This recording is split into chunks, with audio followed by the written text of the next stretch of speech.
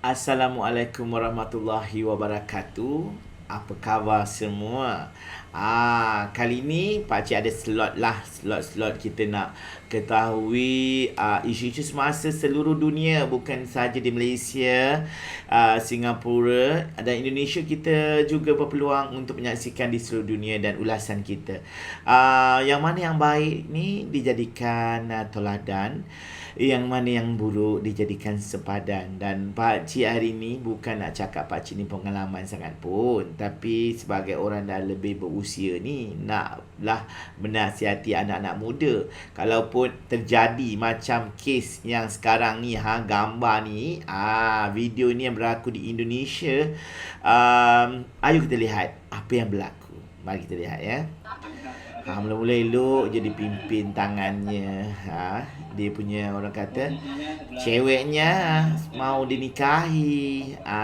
Jadi duduk elok, gentleman. Memang gentleman. Jadi kita tak tahu apa yang berlaku. Memang pakcik boleh tengok ni, suspend tau, suspend di sana. Walaupun dalam keadaan corona atau covid, diorang masih boleh melakukan dengan SOP lah, pakai mask dan sebagainya. Kita dengar minta atau tidak? Okey. Tidak atau minta? Oh. Tetap tidak ya. Hai. Oh. Dia kata dah pernah menikah tidak? Tidak. Jadi bolehlah. Jadi dia tak ada akad-akad tau dia, sebab dia tak ada macam kita dah sekarang kan, tak ada salam-salam dah. Dia just buat upacara ni je lah, lafaz je lah dan sign ya. Nampaknya lelaki ni dah pakai mic, dah pegang mic. Palapayati. Dah belah gaduh. Tu dia. Itu dia. Kita dengar balik ya. Dia nak sign. Tapi pakcik tak tahu apa yang dia sebut, palapayati.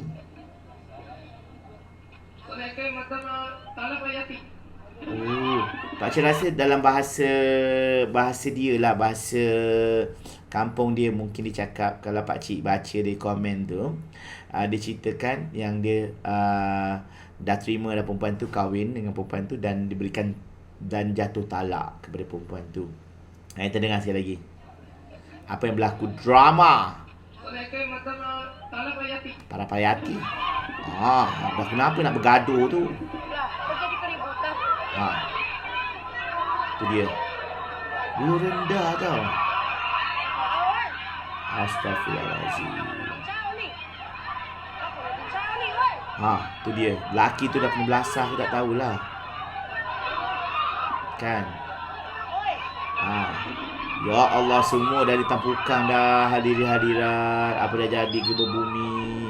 Bencana yang malapetaka di situ ya. Masya Allah.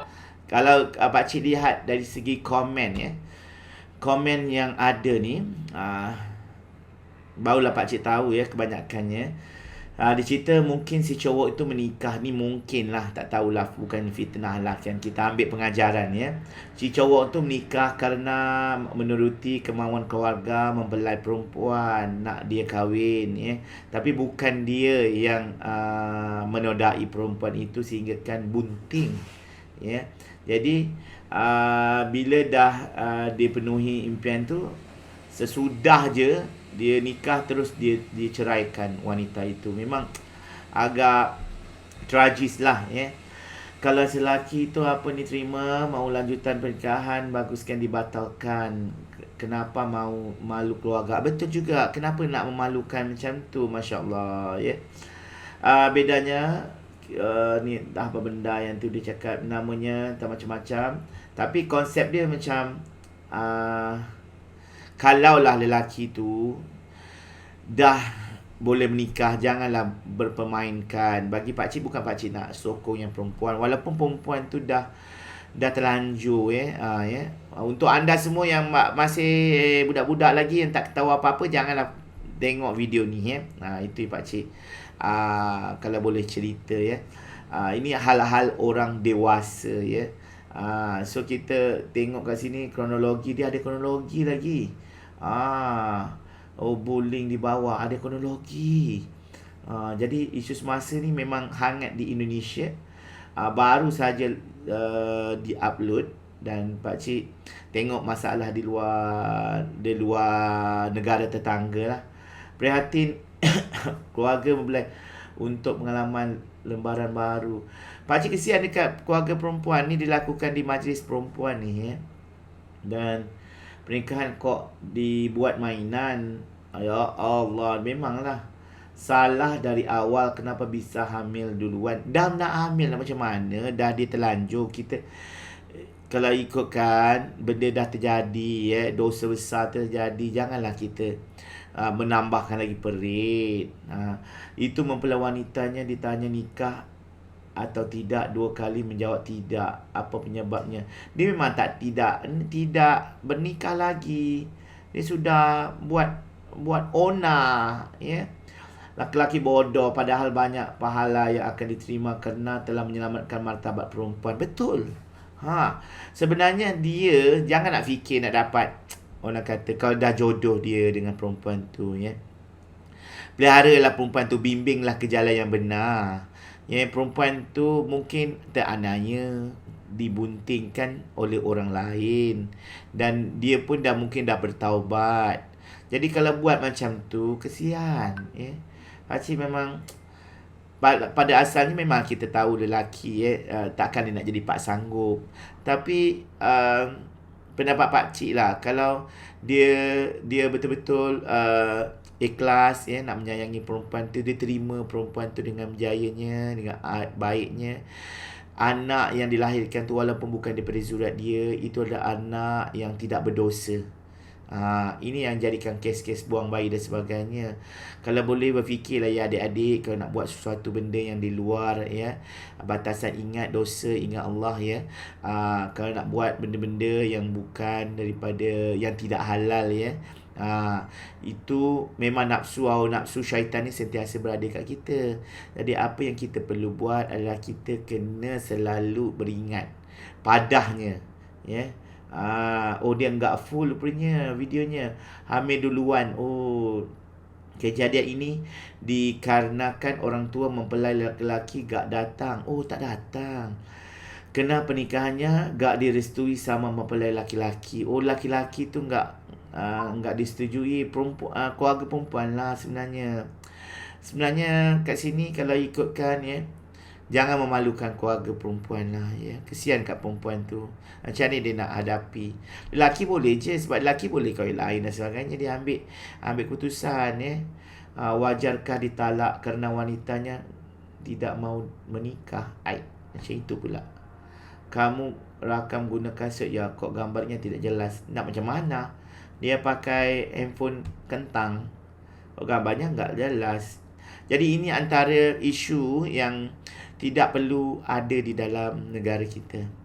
Ya, pakcik harapkan supaya kita berhati-hati ya, kawal nafsu kita.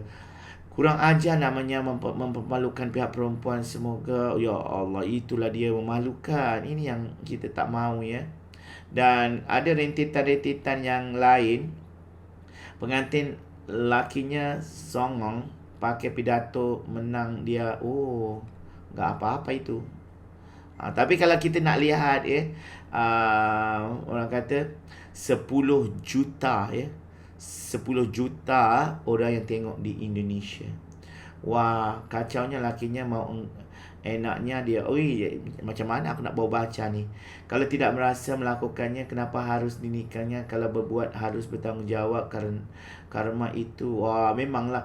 Mungkin lelaki itu kita tak tahu pokok pangkal. Tapi apa yang pakcik nak sampaikan adalah, adik-adik yang menyaksikan ni kalau ada pun yang remaja yang yang ada gelodak jiwa, hawa nafsu serakah tu, bawa beringat nak buat benda tu baik lelaki perempuan sama saja. Bawa beristighfar dan ingat kesan dia. Kita tak nak jadi macam ni. Ini berapa keturunan akan ingat dan dia akan menjadi buah mulut orang. Jadi ingat ya, benda yang baik itu, benda yang tak baik itu boleh diselesaikan dengan aman. bukan secara pergaduhan dan bukan terjadinya seperti begini. Jadi kaunseling rumah tangga daripada Pak Cik Gaming. Hai cik. Hari ini Pak Cik nasihatkan pada anda semua, selalu nak buat sesuatu tu, fikirlah 1-2 langkah ke hadapan supaya anda tidak akan dapat bencana yang bertambah-tambah. Pedih dan luka akan lebih terhiris dan terguris kalau kita tidak pandai membebat atau membalut luka itu. Renungkan, selamat beramal. Bye-bye. Jumpa lagi untuk lain-lain agenda dan isu semasa yang viral.